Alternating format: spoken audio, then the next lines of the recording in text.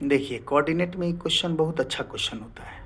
यदि बिंदु ए और बी का निर्देशांक क्रमशः इतना इतना है तो रेखाखंड ए बी को 4 बराबर भाग में विभाजित करने वाले बिंदु का निर्देशांक ज्ञात करें।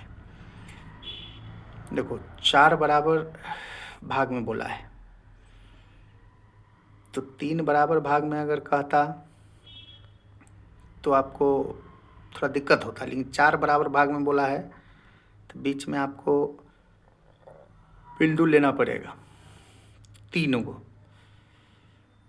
गो बिंदु बीच में ले लेंगे तो कुल 4 पार्ट्स बन जाएगा। तो मध्य बिंदु का फॉर्मूला यहाँ लग जाएगा।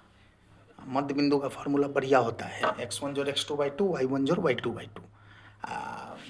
अगर मान लीजिए कि विभाजन सूत्र में जाते हैं तो m1 m2, तो m1 m2 कहीं लंबा हो जाता है। तो a और b का निर्देशांक दिया है तो देखो a हम यहाँ लेते हैं जिसका कोऑर्डिनेट दिया है -37। हम b यहाँ लेते हैं कहीं हटा के, इसका कोऑर्डिनेट दिया है 1 -13 हो। तो रेखाखंड ए बी को लो, ए बी को मिला दिए। ए बी को 4 बराबर भाग में विभाजित करने वाले बिंदु का निर्देशांक। अब इस रेखाखंड को विभाजित करने के लिए कोई बिंदु लेंगे और भी 4 बराबर भाग में। तो 4 बराबर भाग में लेंगे तो 1 2 3 माने 3 गो पॉइंट लेंगे, तब आपको 4 पार्ट्स बनेगा। तो एक यहाँ ले रहे हैं सी डी ई। अब देख लीजिए 4 पार्ट्स बन गया। ये चारों पार्ट्स आपस में क्या है, बराबर है। अगर इस ए बी रेखाखंड को आखिर 4 बराबर भाग में बांटा कौन, सी डी और ई। तो बोला है 4 बराबर भाग में विभाजित करने वाले बिंदुओं का निर्देशांक, बिंदु नहीं बिंदुओं माने तीनों। तो इसमें बेनिफिट ये है कि कुल बिंदु देखो इस लाइन में हो गया 1 2 3 4 5। 5 आदमी अगर आप कभी भी बैठे हैं तो बीच में पता चल जाएगा ये है, तो मध्य बिंदु का निर्देशांक निकल जाएगा। यानी कि डी जो है, डी ए बी का क्या है, मध्य बिंदु है। तो सबसे पहले अगर यही 3 भाग में कहता तो तुमको m1 m2 वाला फॉर्मूला में जाना पड़ता, लेकिन नहीं कहा है इसलिए हम लोग सीधा लिख देते हैं यहाँ, चूंकि ए बी का मध्य बिंदु डी है इसीलिए मध्य बिंदु डी का निर्देशांक, मध्य बिंदु डी का निर्देशांक। फॉर्मूला तो आप जानते ही हैं, x1 जोड़ x2 बाई 2, पहली बार है इसलिए लिख देते हैं।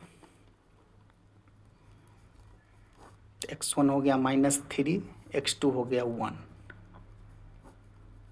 y1 हो गया 7, y2 हो गया -13।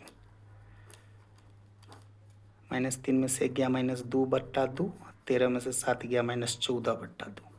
काट दीजिएगा तो -1 हो जाएगा, -7 हो जाएगा। और यहाँ पे लिख दीजिएगा -1 और -7। अब देखिए जब ये ई डी निकल गया, काहे का कि 1 2 3 4 5, 5 को यानी पूरा का मध्य बिंदु। अब आप इधर ध्यान नहीं दीजिए, इधर ध्यान नहीं दीजिए, मेरे कलम पे ध्यान नहीं दीजिए, अब ए डी पर ध्यान दीजिए। तो लग रहा है ना ए डी का मध्य बिंदु सी है।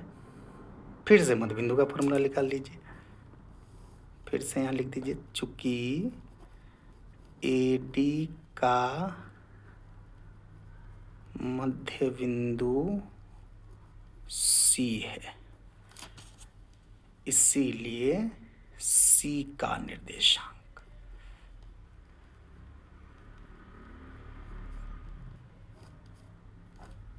सी का निर्देशांक x1 ले लेते हैं -3, x2 ले लेते हैं -1/2, y1 ले लेते हैं 7, y2 ले लेते हैं -7/2। यानी सी ए डी पर ही बात है, ए डी का मध्य बिंदु सी है। तो x1 जोड़ x2 तो -3 जोड़ -1, 7 जोड़ -7, -3 -1 कितना हो जाएगा, -4/2। 7 में 7 जाएगा कितना होगा, 0/2। 2 दूनी 4,